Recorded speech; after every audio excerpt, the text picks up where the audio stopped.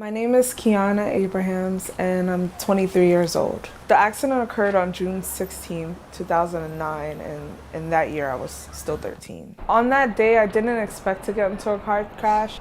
It just, things did seem a little odd at some point because we kind of had to keep going back home because we forgot something on the stove or something.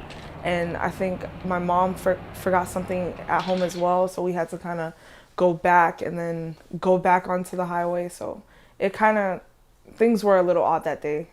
We were going to Fort Lauderdale to see my daughter. There was something telling me not to take that trip, but because Kiana and her sister wanted to take the trip to see my other daughter, I decided to go. While we were driving, the two tires blew out because we were driving on a road that they were actually doing road work. At that time, Kiana's father was in the van and he held on to the wheel.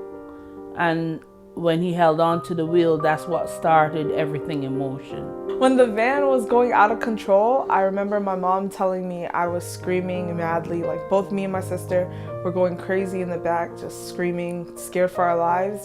The cops turned back the scene first, and they were trying to assess the situation while the paramedics was on the way.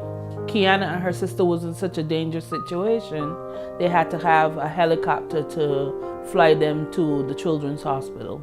Lakeisha, she was in a stable condition, but Kiana, she was in a bad condition. Kiana had broken just about every part. She had broken her left femur.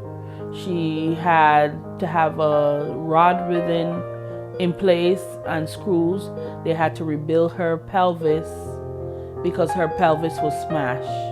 I mean, she was unconscious for the whole time for about 2 weeks. She had injuries to her head, so they weren't sure if she would come out because she was in such a bad situation.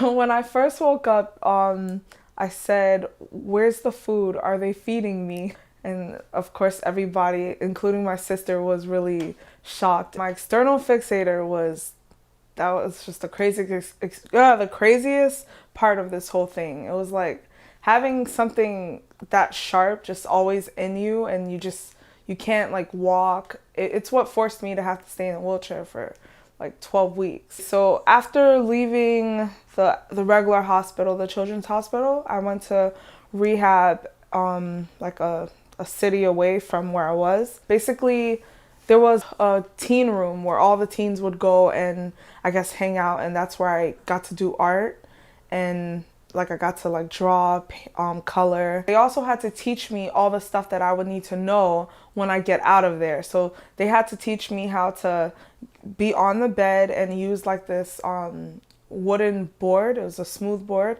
I had to slide across it to get onto the chair. They had to teach me how to do the injections myself since I wouldn't have a nurse there to inject me. So every day I had to do the needle. Even though it's kind of weird to say, but back then I felt thankful in a way.